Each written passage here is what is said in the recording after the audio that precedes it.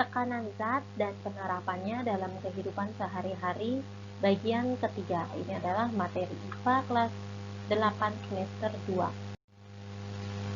Berikut ini adalah tujuan pembelajaran kita pada pertemuan kali ini dengan nilai sekolah, yaitu peserta didik menunjukkan sikap jujur dalam pembelajaran. Pada pertemuan sebelumnya, kita sudah membahas mengenai tekanan pada zat cair, tapi belum semua. Nah, ini Bu Guru akan lanjutkan pembahasan kita mengenai tekanan zat cair. Berikutnya yaitu tentang hukum Pascal. Hukum Pascal ini adalah tekanan yang diberikan pada zat cair dalam ruang tertutup akan diteruskan ke segala arah dengan besar yang sama. Ya, berikut ini penjelasan mengenai hukum Pascal. Jadi, ini ada gaya yang didorong ke bawah, dan ini ada luas penampangnya. Jika gaya dibagi luas penampang, maka akan menghasilkan tekanan. Nah, ini adalah tekanan yang pertama. Dan yang ini juga sama. Ini akan menghasilkan tekanan juga. Nah, jadi tekanan 1 ini diberikan, maka nilainya sama dengan tekanan 2. Jadi bisa kita tuliskan tekanan 1 sama dengan tekanan 2.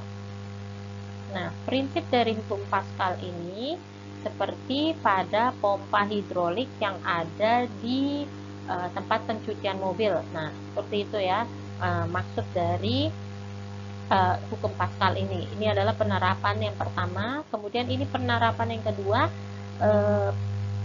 penyemprot racun serangga, biasanya untuk pompa nyamuk gitu ya.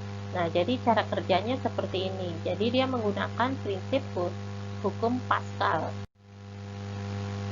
Berikut ini adalah rumus dari hukum Pascal, yaitu F1 per A1 sama dengan F2 per A2. Untuk keterangannya bisa kalian baca di sini. Ya, berikut ini adalah contoh soal dari hukum Pascal. Mesin hidrolik pengangkat mobil pada gambar di bawah ini memiliki penghisap masing-masing dengan luas A1 5 cm kuadrat dan A2 2000 cm kuadrat. Besar mobil yang akan diangkat 25.000 Newton. Berapa besar gaya F1 yang harus diberikan pada penghisap kecil? Nah, ditulis dulu diketahuinya. Jadi A1-nya 5 cm pangkat 2, kemudian A2-nya 2000 cm pangkat 2, kemudian berat mobil berarti ini F2-nya sama dengan 25.000. Yang ditanyakan adalah gaya yang harus diberikan. Nah, F1-nya yang ditanya. Menggunakan rumus yang tadi. Nah, karena F1 yang dicari, jadi untuk rumusnya A1 kali F2 dibagi A2. Jadi tulisnya seperti ini, dimasukkan nilainya dan mendapatkan hasil 62,5 Newton. Jadi ini adalah besar gaya F1-nya. Ya, berikutnya yaitu mengenai tekanan gas. Nah, contoh yang Bu Guru tampilkan berikut ini adalah jadi gelasnya berisi air. Pertama dia masih tegak ya, ditaruh tegak, kemudian gelasnya yang berisi air penuh ini ditutup oleh kertas. Nah, kemudian posisinya dibalik. Nah, yang terjadi itu ketika gelas yang berisi air dibalik, ternyata kertas HVS-nya itu dapat menahan air di dalam gelas. Hal ini terjadi karena HVS mendapatkan tekanan dari udara luar yang besarnya lebih besar daripada tekanan air di dalam gelas. Nah, contoh berikutnya yaitu gambar ini ya. Jadi balonnya ini yang gambar A ini, balonnya diletakkan di tabung Erlenmeyer, tetapi airnya di sini air dingin, sedangkan kalau yang B-nya itu air panas. Nah, terjadi perbedaan dari balonnya. Kalau yang di A, balonnya ini menyusut karena udara yang di dalam tabung ini kan dingin, jadi gerakannya melambat. Sedangkan kalau yang di panaskan, gas yang di dalam tabung ini gerakannya cepat. Jadi ada terjadi pemuaian di sini sehingga gas yang di dalam tabung ini mendorong balon ini sehingga balonnya seperti tertiup seperti ini ya, menjadi mengembang kayak gitu. Berikut ini adalah aplikasi konsep tekanan zat pada makhluk hidup. Yang pertama kita akan bahas mengenai pengangkutan air dan nutrisi pada tumbuhan. Yang pertama yaitu pengangkutan air. Nah, pada pengangkutan air ini pertama-tama air diserap oleh rambut-rambut akar, kemudian air masuk ke sel epidermis melalui proses secara osmosis, selanjutnya air akan melalui korteks. Dari korteks ini, air kemudian melalui endodermis dan peristikel. Kemudian, air masuk ke jaringan silem yang berada di akar. Setelah tiba di silem akar, air akan bergerak ke silem batang dan silem daun. Nah, bagaimana cara air dapat naik dari akar ke tumbuhan lain? Nah, itu ada sifatnya. Nah, sifatnya silakan kalian cari tahu sendiri. Berikutnya, pengangkutan nutrisi pada tumbuhan.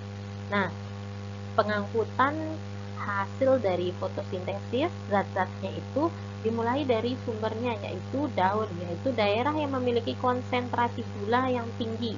Ke bagian tanaman lain yang dituju, yaitu daerah yang memiliki konsentrasi gula yang rendah, dan dengan dibantu oleh sirkulasi air yang mengalir melalui pembuluh silem dan floem.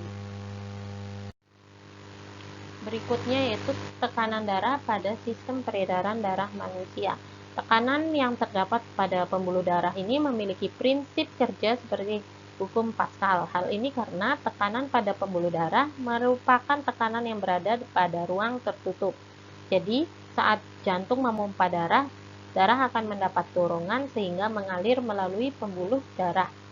Saat mengalir dalam pembuluh darah, darah memberikan dorongan pada dinding pembuluh darah yang disebut dengan tekanan darah. Nah, agar tekanan darah tetap terjaga, maka pembuluh darah harus terisi oleh darah. Jadi harus terisi penuh ya oleh darah. Jika terjadi kehilangan darah akibat kecelakaan atau penyakit, tekanan darah dapat hilang sehingga darah tidak dapat mengalir menuju sel-sel di seluruh tubuh. Nah, akibatnya sel-sel tubuh akan mati karena tidak mendapatkan pasokan oksigen dan nutrisi. Nah, berikut ini gambar cara kerja dari mengukur tekanan darah ya. Berikut ini adalah tekanan gas pada proses pernapasan manusia. Di dalam paru-paru, tepatnya di alveolus, terjadi pertukaran antara oksigen dengan karbon dioksida. Setiap menit, paru-paru dapat menyerap sekitar 250 ml oksigen dan mengeluarkan sebanyak 200 ml karbon dioksida.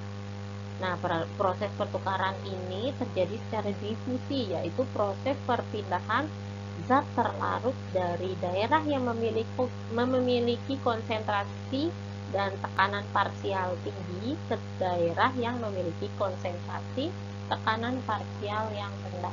Nah, ini adalah proses dari pernapasan manusia ya, tekanan gasnya pada proses pernapasan manusia. Ya, sekian penjelasan mengenai tekanan dari pertemuan pertama hingga pertemuan ketiga, ini yang terakhir. Bagi kalian yang masih belum paham mengenai tekanan ini, bisa kalian bertanya di GCR atau chat secara pribadi ya. Ya, untuk tugasnya Bu Guru berikan nanti di GCR. Bu Guru akhiri pertemuan kali ini. Tetap sehat dan tetap bersemangat dalam belajar. Sampai jumpa lagi.